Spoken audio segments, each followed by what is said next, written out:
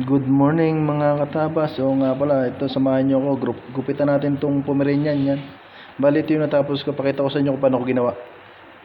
Yan. Bali dito mga katabas, tinatanggalan ko muna siya ng buhol-buhol kasi sobrang dami ng buhol nung Pomeranian dito mga katabas. Yan. Grabe yung buhol dito. Dikit na dikit. Ang dami yan. Sa tiyan, sa liig. Bali dito ang ginagawa ko, ginugupit ko muna yung mga buhol mga katabas para hindi masyadong masaktan yung aso kasi once na pinawersa natin tanggalin yan nang hindi natin ginagamitan ng ganyan, masakit sa aso yan. Ayan. Bali tinanggal ko muna to kasi ang gusto ng may-ari ipakalbo na, ipasummer cut na lang daw.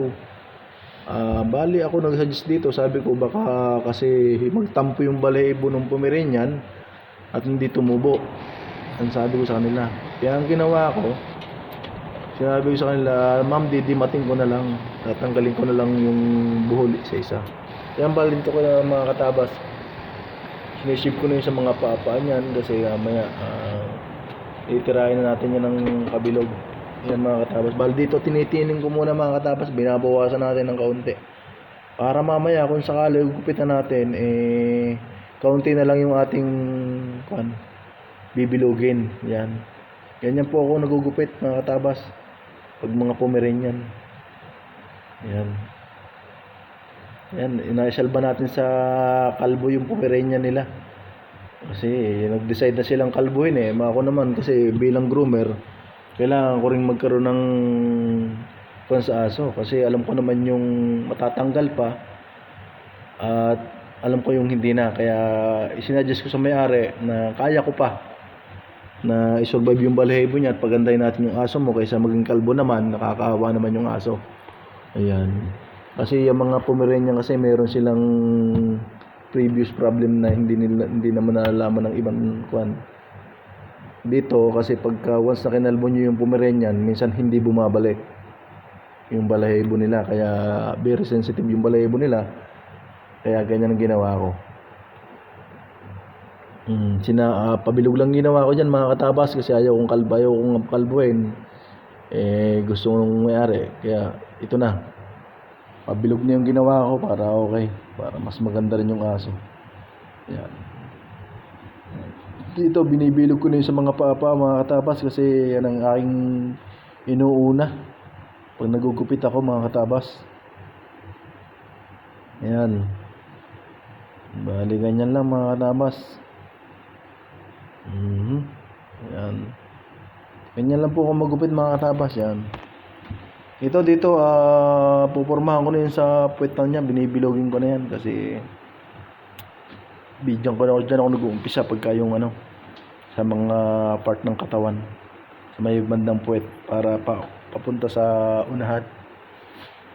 Yan. Ganyan lang ako maggupit mga katabas. Mamaya makikita nyo yung mga pagbabago dyan. Yan, bali makikita nyo man yung katawan niya medyo uka-uka.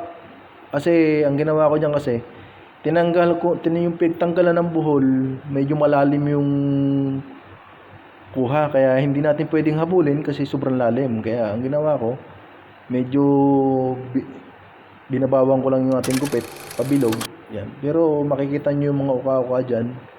Okay lang naman yan kasi kaysa naman makalbo at least ganyan yung itsura niya, mas maganda naman ngayon kaysa sa kaninang sobrang dami ng buhol. Yeah. Regarding nga pala sa pagpapaligo sa mga gato Pomeranian, kailangan kasi pagka Pomeranian at pinaliguan nyo, once na pinaliguan nyo, kailangan tutuyuin nyo agad sila ng blower. Huwag nyo pababayaan na basa kasi minsan yung nasa ilalim basa. Nagdidikit-dikit yun. Once na nagdikit-dikit yun mga katabas, doon nag-uumpisa yung pagbubuhol. Yan, hanggang sa dumami na yon. Yan, pagka kasi nasobrahan ng dami yung buhol, yan, wala tayong magiging choice kundi kalbuhin o either summer cut natin. Yan, dito mga katabas binibilog ko na. Bali ito yung gamit ko na ay straight scissor na mga katabas. Yan, pag ganyan lang po kung magbilog mga katabas. Bali hindi na natin nakabilugan ng sobra kasi sakto na yan. Pasensya na kayo sa pagbibilog ko, kaunti lang ko, hindi pa rin kasi nung marunong Ayan, ganyan lang yung nakayanan ko pag bibilog mga katabas. Bali, pinakita ko lang sa inyo ng kaunting mga diskarte. Yan, kayo nang humusga kung okay sa inyong paningin yung mga gupit natin. Yan, medyo mabilis nga lang yung ating ginawang video kasi matagal, hindi natin pwedeng kuhan. Ayaw ko naman na ligdang, baka mamaya sabihin nyo, yan, baka mamaya hindi ako gumawa. Ayan, pakikita ko sa inyo para sure ball kayo na ako talaga yung gumagawa ng paggupit dito sa shop. Bali mga katabas, nandito nga pala ngayon ako sa Brunei. Bali, dito tayo nakikitrabahuhan sa Brunei at dito natin titesting yung ating mga talent, mga paggupit natin. Yan, try natin dito sa bansang Brunei. Yan, bali ito na yung aking pabilog na ginupit yan mga katabas. Ayan.